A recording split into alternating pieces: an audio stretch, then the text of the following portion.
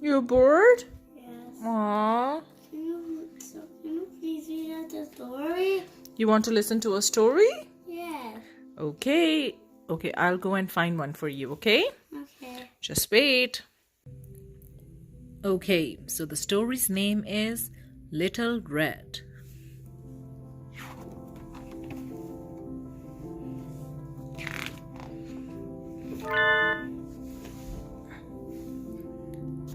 Once upon a time, in a town not far away, there lived a sweet little girl and her mother. The little girl's mother made her daughter a beautiful hat from red wool. It suited the little girl so well that she wore it every day. For that reason, everybody called her Little Red.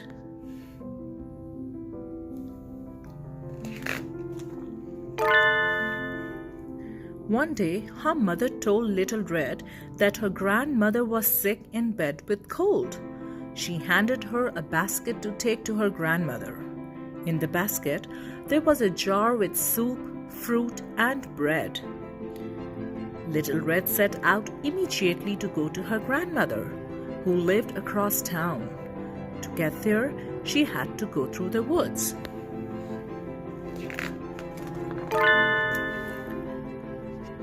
On her way, she met a wolf. The wolf asked Little Red where she was going. Not knowing that the wolf was dangerous, she answered, "I'm going to see my grandmother, who lives behind the movie theater." "Well," said the wolf, "and I'll go and see her too. I'll go this way and you go that way. We will see who will get there first."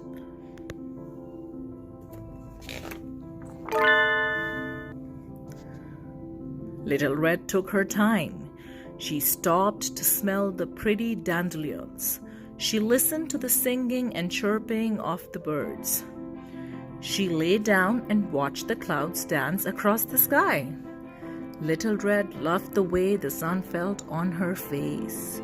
She sat down on a rock and ate one of the apples her mother had placed in the basket. The crisp, tart taste of the fruit filled her mouth with the nicest sensations.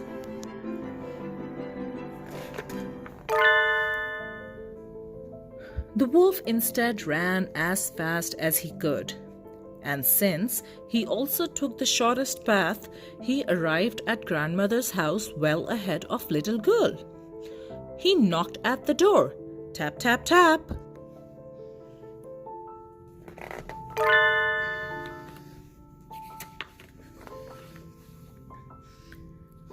"Who's there?"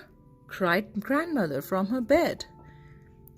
"It's me, Little Red," replied the wolf, disguising his voice. Grandmother was delighted that her granddaughter had come to see her. She said, "Come in, sweet child," without even looking out the window to make sure it was her granddaughter.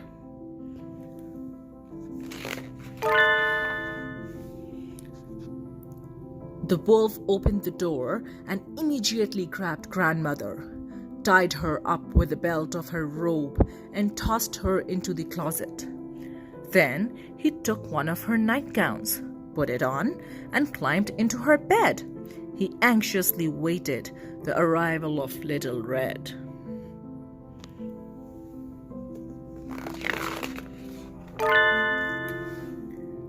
After some time, Little Red knocked at the door.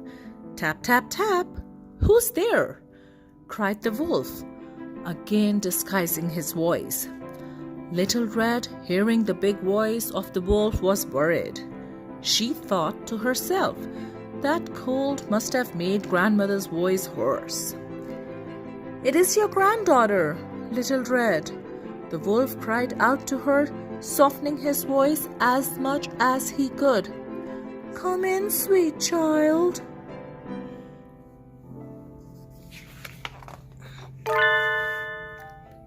Little Red opened the door and headed straight to her grandmother's bedside. As she got close to the bed, she was frightened. Her grandmother didn't even look like herself.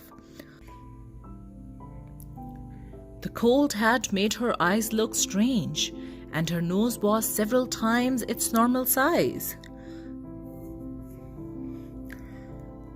Thinking that her grandmother's ears must also be stooped up, she moved closer and said in a loud voice, "Grandmother, you don't look like yourself.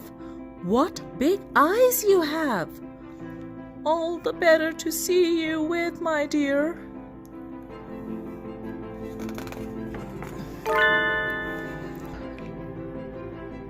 Thinking her grandmother might not be able to see her very well, Little Red moved in a little closer. She noticed the grandmother's sweet powder smell was missing. "Grandmother, you don't smell like yourself." "It's the eucalyptus I use for my cold, my dear." Little Red then reached for her grandmother's hand, but the wolf's paws didn't feel at all like her grandmother's soft hand. It was rough and coarse. Immediately, Little Red let go. She moved in a little closer and surveyed her grandmother's face more carefully. "Grandmother, what big ears you have!" "All the better to hear with, my child."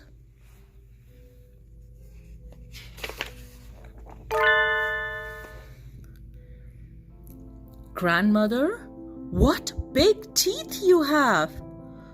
"All the better to eat you up," growled the wolf as he jumped from the bed and attempted to grab Little Red. Little Red jumped away in the nick of time. Thankfully, the wolf in his haste got all tangled up in grandmother's nightgown. He tripped and fell flat on the floor, bumping his head as he hit the ground. He was knocked out.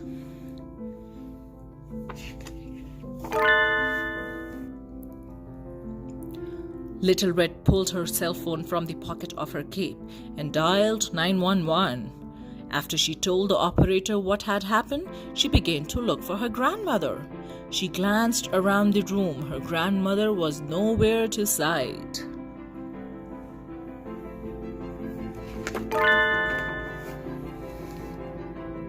She sniffed the air, but there was no hint of grandmother's sweet powder, only the smell of eucalyptus.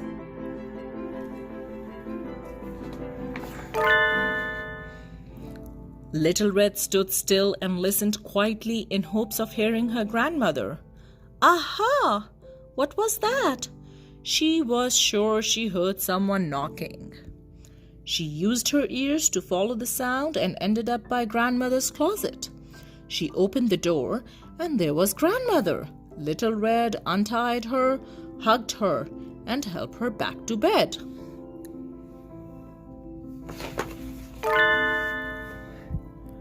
As Little Red watched the animal obedience school officer haul the wolf out of the wagon, she thought to herself, "I surely learned an important lesson today. I will always trust my senses. That wolf didn't sound like my grandmother. He didn't look like my grandmother.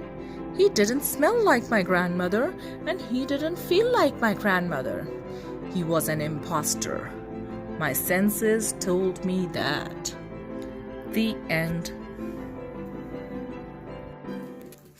Danny, how did you find the story? It was a good story. It was a good story. You liked it? Yes, it was so cute. Aw, that's nice. Please like our videos. Share it with your friends. Subscribe to my channel.